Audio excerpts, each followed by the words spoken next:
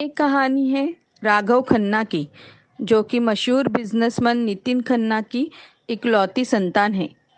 राघव पिछले 6 सालों से परदेश में अपनी इंडस्ट्रियल की पढ़ाई पूरी कर रहा था।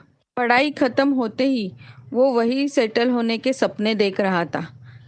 फिर एक दिन, अरे पापा, आपने इतने रात में मुझे कैसे याद किया?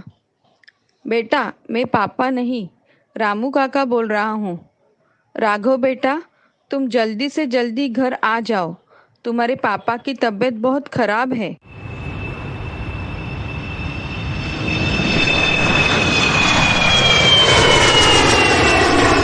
रामू काका, पापा कहाँ हैं?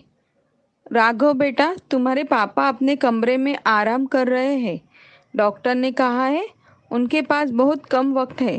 पापा, आपने इतनी बड़ी बात मुझसे कैसे छुपाई? बेटे, मैं तुम्हारे पढ़ाई में रुकावट नहीं बनना चाहता था, इसलिए मैंने ये बात छुपाई। आप ऐसे कैसे कर सकते हो पापा? पहले ही माँ मुझे छोड़ के चली गई और अब आप भी बातें छुपाने लगे हो। राघव बेटा, मेरी आखिरी इच्छा ये है कि तुम मेरा पूरा कारोबार आगे से संभाल लेना। दूसरे दिन, सुनीता दीदी, कहाँ है आप? क्या हुआ शेखर? अरे दीदी, आपको पता चला क्या कि जीजाजी ने खन्ना इंडस्ट्री अब अपने बेटे राघव के नाम कर दी है। अब आपके पास कुछ नहीं बचा। ये है सुनीता, राघव की सौतेली और स्वार्थी माँ, और ये है उसका बिगड़ालू भाई शेखर। ये सुनते ही वो अपने पति के कमरे में दौड़ती हुई चली जाती है। अजी, ये आपने क्या कर दिया? आपने मेरे बारे में एक बार भी नहीं सोचा कि मेरा क्या होगा। अपने सौतेली माँ की रोने की आवाज सुनते ही राघव दौड़ते हुए अपने पापा के कमरे में आता है। अपने बेटे राघव को देखते ही नितिन बोल पड़ता है कि राघव बेटा, मेरा वक्त आ चुका है। अब तुम्हें इंडस्ट्री को और तुम्हारे माँ को अकेले ही संभालना है, और मुझे पता है कि मेरा काबिल बेटा ये सब पूरे दिल से निभाएगा। ये कहते ही राघव के पिताजी गुजर जाते हैं। 2 साल बाद, राघव होनहार होने के कारण 2 साल में ही राघव ने अपने खन्ना इंडस्ट्री को बहुत ऊंचाई पे ले गया, और अब उसे अपने इंडस्ट्री को बढ़ाना था। मनोहर चाचा, अच्छा हुआ आप आ गए। मुझे अपने कारोबार को बढ़ाना है, इस कारण मुझे कुछ ज़मीनें खरीदनी है, लेकिन मुझे कुछ समझ नहीं आ रहा है कि हम कहाँ पे ज़मीन खरीदें। थोड़ी ही दूर में मोहाली नाम का गांव है, जहाँ की ज़मीन हमारे कारोबार के लिए अच्छी है। तुम कहो तो हम देख आते हैं। तो देर किस बात की, हम कल ही चलते हैं। मोहाली गांव में राघव जगह देखते ही उसे वो पसंद आ जाती है और वो उस जगह को तुरंत खरीद लेता है। रघुपति राघव। चाचा, ये सुरीली आवाज किसकी है? लगता है ये मेरे बचपन के दोस्त चंदन की बेटी गा रही है। चलो, मैं तुम्हें उनसे मिलवाता हूँ।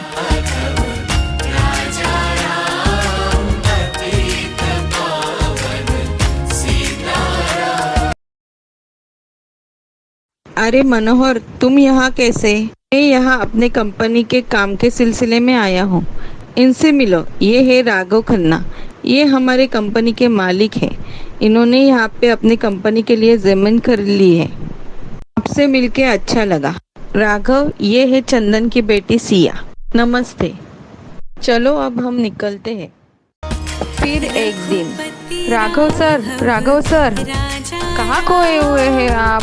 हाँ बोलो सिया। सर, मेरा नाम सिया नहीं, श्राव्या है। श्राव्या, मेरे आज के सारे अपॉइंटमेंट कैंसिल कर दो। मुझे थोड़ी थकान लग रही है, मैं ज़रा घर जाके आराम करता हूँ।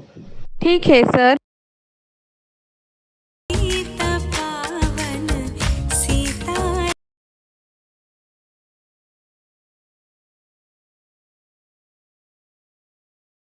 मनोहर चाचा, मुझे चंदन काका की बेटी सिया बहुत पसंद है। मुझे उससे शादी करनी है। राघव, ये तो बहुत ही खुशी की बात है। मैं आज ही चंदन से बात करता हूँ। राघव, मैं ये क्या सुन रही हूँ? तुम इतने बड़े रईस खानदान के इकलौते वारिस एक मामूली से गरीब खानदान से रिश्ता जोड़ना चाहते हो? माँ, ये आप क्या कह रहे हो? मुझे सिया बहुत पसंद है और मैं उसी से शादी करूँगा। ये सुनते ही सुनीता गुस्से में चली जाती है। एक अच्छे मुहूर्त पर राघव और सिया की शादी हो जाती है। शादी के 6 महीने बाद ही राघव के घर में खुशखबरी आती है कि सिया माँ बनने वाली है। घर का सारा माहौल खुशियों से भर जाता है।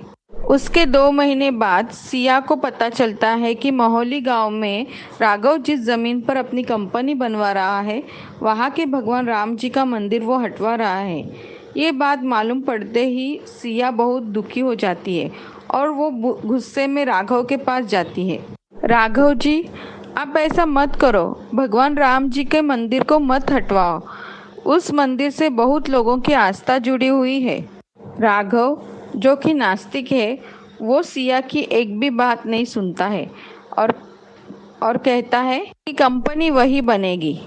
ये सुनते ही जानकी रोने लगती है और चक्कर खा के गिर जाती है। डॉक्टर सिया को चेक करके राघव से कहते हैं, सिया का मिसकैरेज हो गया है और उसकी हालत बहुत ही नाजुक है।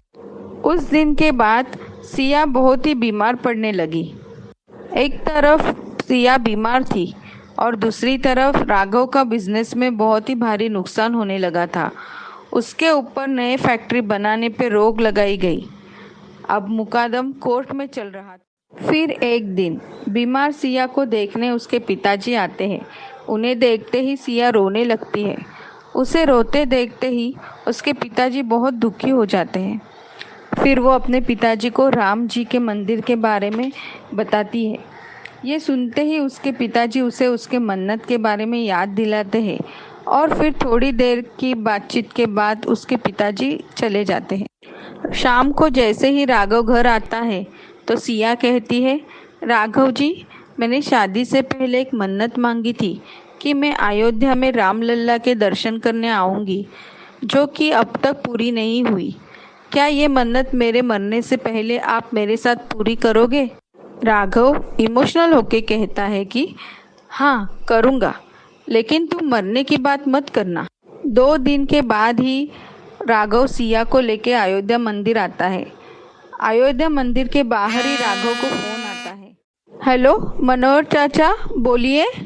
राघव, हम कोर्ट में केस जीत गए हैं और हमारे कंपनी के लिए एक नया टेंडर मिला है।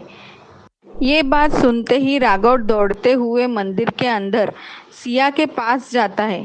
सिया, सिया, मैं आज बहुत खुश हूँ।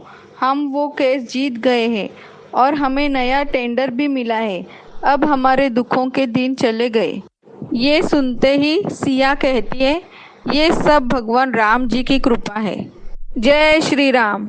जैसे ही राघव भगवान राम जी को देखता है तो उसे उनके चमत्कार का अनुभव होता है और वो निश्चय करता है कि अब वो मोहली गांव के राम जी के मंदिर को नहीं हटवाएगा। उसी दिन से सिया की हालत में भी सुधार आने लगता है। 1 साल बाद